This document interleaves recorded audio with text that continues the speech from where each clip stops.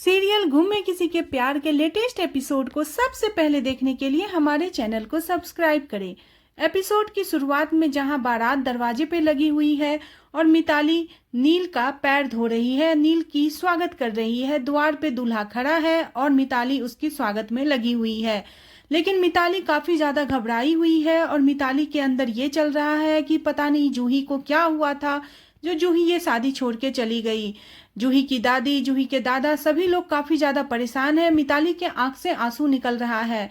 वहीं पे नील की चाची बता रही है कि लड़का दरवाजे पे खड़े हैं और आप आंसू बहा रही हो, क्यों? आपको बहुत ज्यादा तकलीफ हो रही है? आप चिंता मत कीजिए, आपकी बेटी हमारे यहाँ काफी ज्यादा खुश रहेगी और हम आपकी बेटी को अपनी बेटी की तरह मानेंगे और बेटी की तरह प्यार करेंगे। जब वो वापस आएगी तो आप उससे पूछ लेना कि जूही को कोई भी तकलीफ नहीं होने देंगे और हमेशा हंसते खिलखिलाते मेरे घर में वो रहेगी। आप बिल्कुल जूही की टेंशन मत लो। नील काफी ज्यादा उदास रहता है और नील अपने आप से बातें करते रहता है। इधर तेजस्विनी काफी ज्यादा परेशान होती है और सोचती है, जूही तुमने ऐसा क्यों किया, आखिर क्या मजबूरी थी? नील के अंदर भी तेजस्विनी का ख्याल चल रहा होता है। जहाँ पे तेजस्विनी को मिताली टीका लगाती है और उसका स्वागत करती है, वहीं पे नील के बाबा और नील के पापा दोनों का स्वागत आजू बाबा करते हैं। आजू बाबा फोन लगाते हैं और सतीश से पूछते हैं जूही मिली कि नहीं। इधर मिताली काफी ज्यादा परेशान और आंखों में आंसू लिए गेट पे खड़ी रहती है। तभी सभी लोग मिताली का हौसला बढ़ाते हैं और मिताली को सांत्वना देते हैं। वहीं पे बहुत सारी लेडीज खड़ी है और लेडीज सोच रही है कि आखिर हुआ क्या है। यहाँ पे तेजस्विनी जूही को फोन लगा रही है, जहां जूही का फोन बंद आ रहा है। तेजस्विनी काफी ज्यादा परेशान होती है। इसी बीच आजू बाबा की तबीयत बिगड़ने लगती है और वो रूम के अंदर आते हैं। सभी लोग उन्हें संभालने में लगे हुए हैं और उनको सभी दवाई खिलाते हैं और सभी लोग बोलते हैं कि आप टेंशन मत लो, जूही आ जाएगी। अगर आप इतने परेशान हो जाओगे तो फिर हम लोगों को कौन हिम्मत देगा। आजू बाबा को तेजस्विनी आके मेडिसिन देती है और जिससे उनकी हालत थोड़ी सी स्थिर होती है। सोनाली कहती है कि अब हमारे पास एक ही उपाय है कि हम पराजक्ता को दुल्हन बना के वहां पे बैठा दें। सभी पराजक्ता को ये बात बताने की कोशिश करते हैं कि तुम दुल्हन बन जाओ और जब तक जूही नहीं आती तब तक तुम वहां जाके बैठ जाओ। लेकिन पराजक्ता जो है वो काफी डरी सहमी सी हुई है और वो हमेशा अपनी माँ को, अपने काकी को देख रही है और सोच रही है कि ये लोग मेरे से ये क्या करवाना चाह रहे हैं। मुक्ता वहीं पे बोलती है कि आखिर जूही की ऐसी क्या मजबूरी थी जो जूही 20 शादी से छोड़ के चली गई। अगर नील नहीं पसंद था तो जूही पहले बता देती। वहीं पे आजू बाबा को कुछ भी समझ में नहीं आ रहा है। आजू बाबा पराजक्ता से कहते हैं कि तुम बैठ जाओ मंडप पे, जब तक जूही नहीं आती तब तक दुल्हन बन के।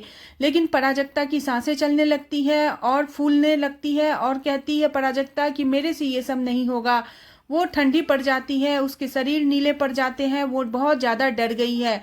फिर आजू बाबा कहते हैं कि अब ये काम सिर्फ तेजस्विनी ही कर सकती है, क्योंकि लक्ष्मी कहती है कि मैं अदिति को बैठा देती लेकिन अदिति कुछ न कुछ तो गड़बड़ जरूर कर देगी, इसलिए मैं अदिति को नहीं बैठा सकती।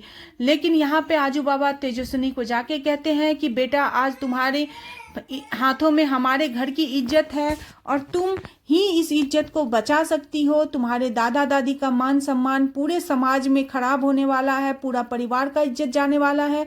जब तक जूही नहीं आती तब तक तुम वहां बैठ जाओ दुल्हन बन के, तभी जूही आ जाएगी तुम वहां से हट जाना। तभी तेजस्विनी कहती है कि नहीं ये धोखा है। मुक्ता भी कहती है कि हाँ ये धोखा है, तेजस्विनी से ये नहीं हो पाएगा।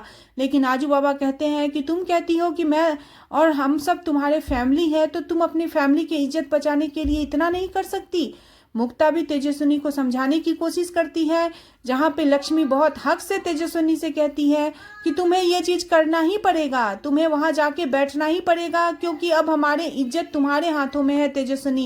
तेजस्विनी को लक्ष्मी समझाने की कोशिश करती है, लेकिन वहां पे मुक्ता और तेजस्विनी काफी ज्यादा परेशान हो जाते हैं। तभी सोनाली कहती है कि ना चाहते हुए भी हमने तुम्हें इस घर में रखा ना, रिश्तों का मान रखा ना, अब तुम्हें हमारे रिश्तों का मान रखना होगा।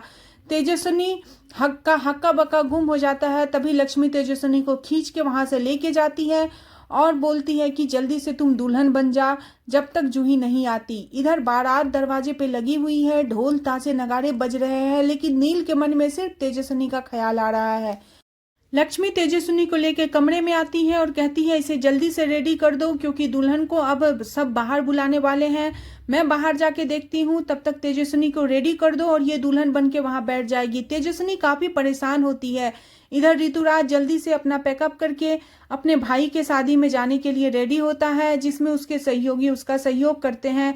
लेकिन ऋतुराज भी अंदर से काफी परेशान होता है।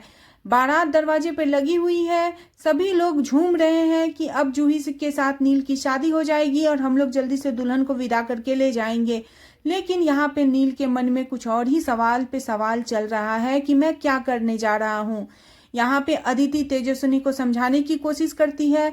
पराजक्ता भी कहती है कि जूही ताई ऐसी नहीं थी, उसके मन में कोई भी बात नहीं थी, पता नहीं उसने ऐसा क्यों किया। तभी अदिति को नील की बात याद आ जाती है और अदिति कहती है कि मुझे पता है कि जूही ने ऐसा क्यों किया।